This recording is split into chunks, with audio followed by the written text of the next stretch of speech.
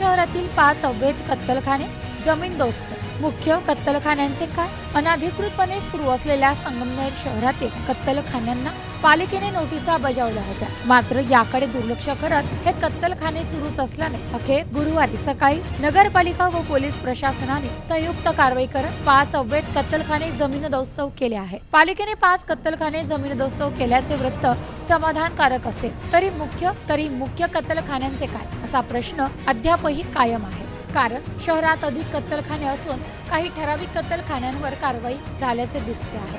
कारवाई दरम्यान अनुचित प्रकार घडू नये यासाठी चोख पोलीस बंदोबस्त तैनात करण्यात आला।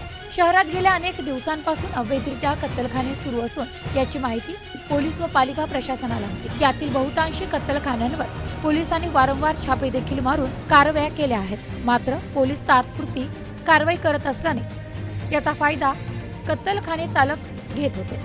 यामुळे शहरातील जमजम कॉलनी, मौलाना अब्दुल कलाम आझाद मंगल कार्यालयासमोर, रमाई गार्डनच्या शेजारी 5 अवैध कत्तलखाने सुरू होते। याबाबत वारंवार तक्रारी करण्यात आल्या, मात्र याकडे दुर्लक्ष करण्यात आले। ही संख्या वाढत राहिल्याने पालिकेने या सर्व अनधिकृत कत्तलखाना मालकांना नोटीस बजावून हे काढून घेण्यास सांगितले होते।